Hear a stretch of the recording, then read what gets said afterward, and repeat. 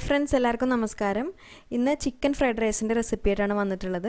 നമ്മൾ റെസ്റ്റോറൻറ്റ്സിൽ നിന്നൊക്കെ കഴിക്കുന്ന രീതിയിൽ നല്ല ടേസ്റ്റി ആയിട്ടും അതുപോലെ നല്ല എളുപ്പത്തിലും നമുക്ക് ചിക്കൻ ഫ്രൈഡ് റൈസ് വീട്ടിലുണ്ടാക്കിയെടുക്കാം. അപ്പോൾ എത്രയും പെട്ടെന്ന് അതെങ്ങനെയാണ് ഉണ്ടാക്കാൻ നോക്കാം. ആദ്യം നമുക്ക് ഫ്രൈഡ് റൈസിന് ആവശ്യമായിട്ടുള്ള റൈസ് ഒന്ന് വേവിച്ചെടുക്കണം. അപ്പോൾ ഞാനൊരു പാത്രത്തിൽ കുറച്ചധികം വെള്ളം എടുത്ത് വെച്ചിട്ടുണ്ട്. ഈ വെള്ളം ഏകദേശം ഒന്ന് തിളച്ച് വരുമ്പോൾ നമുക്ക് ഇതിലേക്ക് റൈസ് ചേർത്ത് കൊടുക്കണം. അപ്പോൾ ഞാനിവിടെ എടുത്തിട്ടുള്ളത് 2 കപ്പ് ബസ്മതി റൈസാണ്. ഇന്ത്യ ഗേറ്റിൻ്റെ ബസ്മതി റൈസാണ്. ഫ്രൈഡ് റൈസിനായിട്ട് എടുക്കുമ്പോൾ നമ്മളെപ്പോഴും നീളത്തിലുള്ള ബസ്മതി റൈസ് എടുക്കുകയാണ് ഏറ്റവും നല്ലത്. അരി പൊടിഞ്ഞു പോകാത്ത രീതിയിൽ ഒരു 3-4 പ്രാവശ്യം കഴുകിയിട്ട് ഒരു 20 മിനിറ്റ് നേരം സോക്ക് ചെയ്തെടുത്തിട്ടുള്ള അരിയാണിത്. ഇനി ഈ അരി നമുക്ക് ഇതിലേക്ക് ചേർത്ത് കൊടുക്കാം. അതിനുശേഷം ആവശ്യത്തിനുള്ള ഉപ്പ് ചേർത്ത് കൊടുത്തിട്ട് നന്നായിട്ടൊന്ന് മിക്സ് ചെയ്തെടുക്കാം. എന്നിട്ട് നന്നായിട്ടൊന്ന് തിളയ്ക്കുന്നത് വരെ വെയിറ്റ് ചെയ്യാം.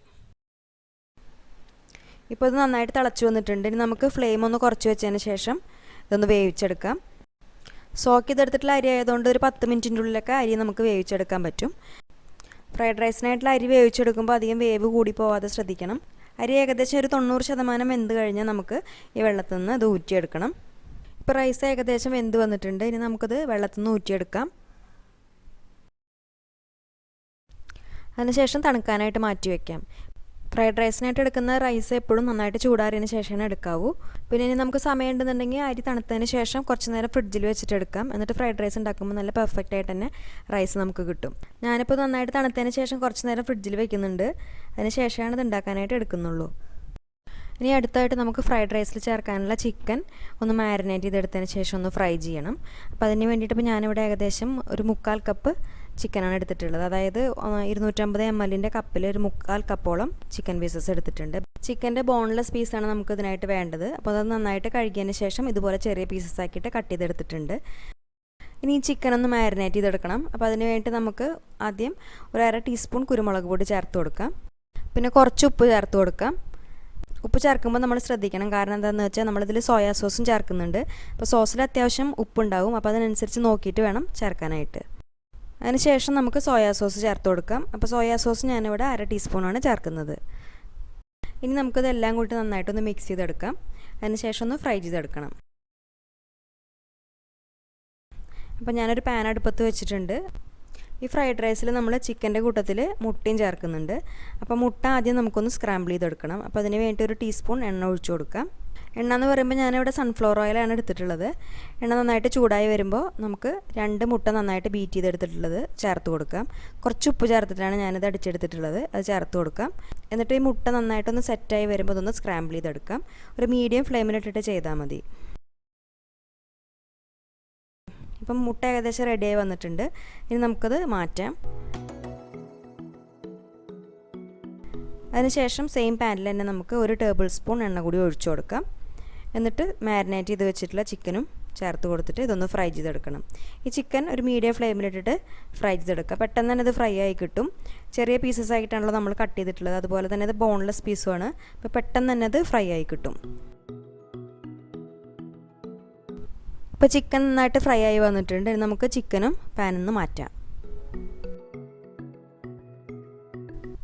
ഇനി നമുക്ക് ഫ്രൈഡ് റൈസ് റെഡിയാക്കി എടുക്കാം. അപ്പോൾ അതിന് വേണ്ടി ഇതുപോലെ കടായോ അല്ലെങ്കിൽ ഒരു വലിയ പാത്രം എടുത്ത് വയ്ക്കാം. പാത്രം നന്നായിട്ട് ചൂടായി വരുമ്പോൾ നമുക്ക് 2 ടേബിൾ സ്പൂൺ ഓയിൽ ഒഴിച്ചു കൊടുക്കാം.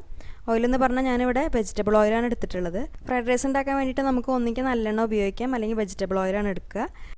പിന്നെ ഇത് വെളിച്ചെണ്ണയിലും നെയ്യിലൊന്നും ഉണ്ടാക്കരുത് കേട്ടോ. അപ്പോൾ അതിൻ്റെ ടേസ്റ്റൊക്കെ മാറിപ്പോവും.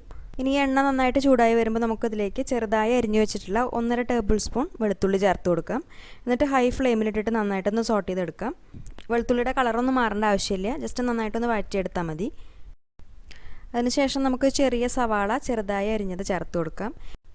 ഈ സവാളയ്ക്ക് പകരമായിട്ട് നിങ്ങൾക്ക് സ്പ്രിംഗ് ഓണിയൻ്റെ വൈറ്റ് പാർട്ടും ചേർത്ത് കൊടുക്കാം. അതായത് ഉള്ളിത്തണ്ട് എന്ന് പറഞ്ഞിട്ട് നമ്മൾ കടയിൽ നിന്നൊക്കെ വാങ്ങിക്കുമല്ലോ, അതിനൊരു വെള്ള കളറിലുള്ള ഭാഗമുണ്ട്. അത് ഇതുപോലെ ചെറുതായി അരിഞ്ഞിട്ട് അതും ചേർത്ത് കൊടുക്കാം. ഇനി ഈ സവാളി നന്നായിട്ടൊന്ന് വഴറ്റിയെടുക്കാം. അതായത് കളറൊന്നും മാറേണ്ട ആവശ്യമില്ല. വെളുത്തുള്ളി വഴറ്റിയെടുത്ത മാതിരി തന്നെ ജസ്റ്റ് ഒന്ന് വഴന്ന് വന്നാൽ മതി. പിന്നെ നമുക്ക് വേണമെന്നുണ്ടെങ്കിൽ സവാളുടെ കൂട്ടത്തിൽ സെലറി ചേർത്ത് കൊടുക്കാം. സെലറി എൻ്റെ കയ്യിൽ കിട്ടിയിട്ടില്ല, അതുകൊണ്ടാണ് ഞാൻ ചേർക്കാത്തത്. അതും കൂടി ചേർക്കുകയാണെന്നുണ്ടെങ്കിൽ ഫ്രൈഡ് റൈസിന് കുറച്ചും കൂടി നല്ലൊരു ഫ്ലേവറൊക്കെ കിട്ടും. അതിനുശേഷം നമുക്കിതിൽ കുറച്ച് വെജിറ്റബിൾസ് ചേർത്ത് കൊടുക്കണം. നമുക്ക് ഇഷ്ടമുള്ള വെജിറ്റബിൾസൊക്കെ ചേർത്ത് കൊടുക്കാം. അപ്പോൾ അതിന് വേണ്ടി ആദ്യം ഞാനൊരു ചെറിയ ക്യാരറ്റ് ചെറുതായി കട്ട് ചെയ്തിട്ടുണ്ട്, അത് ചേർത്ത് കൊടുക്കുന്നുണ്ട്. ഇനി ഇത് 2 മിനിറ്റ് നേരം ഒന്ന് വഴറ്റിയെടുക്കാം. ഫ്രൈഡ് റൈസിൽ ചേർക്കുന്ന വെജിറ്റബിൾസ് ഒരുപാട് നേരം വഴറ്റേണ്ട ആവശ്യമൊന്നുമില്ല. അതിൻ്റെ കളറൊന്നും മാറാൻ പാടില്ല. ജസ്റ്റ് ഒരു 2 മിനിറ്റ് നേരം ഹൈ ഫ്ലെയിമിലിട്ടിട്ട് നന്നായിട്ടൊന്ന് വഴറ്റിയെടുത്താൽ മതി.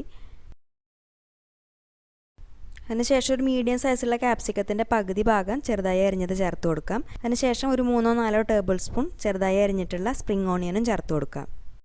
ഇനി ഇതും ഒരു 2 മിനിറ്റ് നേരം വഴറ്റിയെടുക്കാം.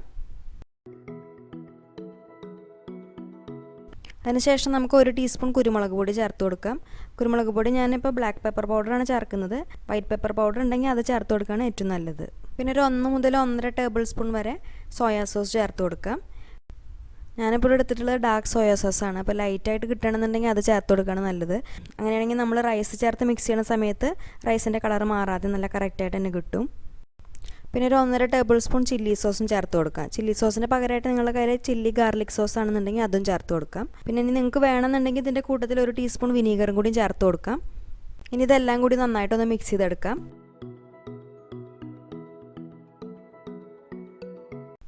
അതിനുശേഷം നമ്മൾ നേരത്തെ സ്ക്രാമ്പിൾ ചെയ്ത് വെച്ചിട്ടുള്ള മുട്ടയും അതുപോലെ തന്നെ ഫ്രൈ ചെയ്തിട്ടുള്ള ചിക്കനും ഇതിലേക്ക് ചേർത്ത് കൊടുത്തിട്ട് നന്നായിട്ടൊന്ന് മിക്സ് ചെയ്തെടുക്കാം.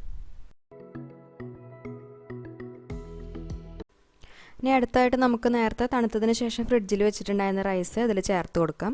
അപ്പോൾ റൈസ് ഇതിലിട്ട് ഇളക്കിയെടുക്കുമ്പോൾ പൊടിഞ്ഞു പോകാതിരിക്കാൻ വേണ്ടിയിട്ടാണ് നമ്മൾ ഫ്രിഡ്ജിൽ വെക്കുന്നത്. പിന്നെ ആവശ്യത്തിനുള്ള ഉപ്പ് ചേർത്ത് കൊടുക്കാം. അപ്പോൾ നമ്മൾ റൈസ് വേവിക്കുന്ന സമയത്ത് ഉപ്പ് ചേർത്തിട്ടാണ് വേവിച്ചിട്ടുള്ളത്. പിന്നെ സോസിലൊക്കെ അത്യാവശ്യം ഉപ്പുണ്ട്, അപ്പോൾ അത് നോക്കിയിട്ട് ചേർത്ത് കൊടുത്താൽ മതി.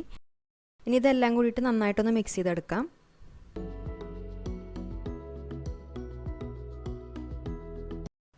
ഇനി നമുക്കിതിലൊരു 1/2 ടീസ്പൂൺ പഞ്ചസാര ചേർത്ത് കൊടുക്കാം. അപ്പോൾ നമ്മൾ റെസ്റ്റോറൻറ്റ്സിലാണെന്നുണ്ടെങ്കിൽ അവർ അജിനോമോട്ടോയാണ് ചേർത്ത് കൊടുക്കുക. ഇനി ഫ്ലെയിം നന്നായിട്ട് കൂട്ടി വെച്ചിട്ട്, അതായത് ഹൈ ഫ്ലെയിമിലിട്ടിട്ട് ഈ റൈസ് നന്നായിട്ടൊന്ന് ഫ്രൈ ആവുന്ന രീതിയിൽ ഇതൊന്ന് ഇളക്കി യോജിപ്പിച്ചെടുക്കാം. ഒരു 2-3 മിനിറ്റ് നേരം ഇതുപോലെ നമുക്കൊന്ന് ഇളക്കി കൊടുക്കാം. ഇനി അവസാനമായിട്ട് നമുക്ക് സ്പ്രിംഗ് ഓണിയൻ്റെ പച്ച കളറിലുള്ള ഭാഗം ചെറുതായി അരിഞ്ഞിട്ട് ചേർത്ത് കൊടുക്കാം. എന്നിട്ട് നന്നായിട്ടൊന്ന് മിക്സ് ചെയ്തെടുത്താൽ നമ്മുടെ ചിക്കൻ ഫ്രൈഡ് റൈസ് റെഡിയായി. പിന്നെ ഇത് മിക്സ് ചെയ്യുന്ന സമയത്ത് റൈസൊന്നും പൊടിഞ്ഞു പോകാത്ത രീതിയിൽ വേണം മിക്സ് ചെയ്തെടുക്കാൻ. ഫ്രൈഡ് റൈസ് എന്നൊക്കെ പറഞ്ഞാൽ നമുക്ക് വളരെ എളുപ്പത്തിൽ ഉണ്ടാക്കിയെടുക്കാൻ പറ്റുന്ന ഒന്നാണ്. ചിക്കൻ ഫ്രൈഡ് റൈസ് പോലെ തന്നെ ഫ്രൈഡ് റൈസിൻ്റെ എല്ലാ വെറൈറ്റിയും നമുക്ക് പെട്ടെന്ന് തന്നെ ഉണ്ടാക്കിയെടുക്കാവുന്നതേ ഉള്ളൂ. അപ്പോൾ ഇനി നമുക്കത് ചൂടോട് കൂടിയിട്ട് തന്നെ സെർവ് ചെയ്യാം.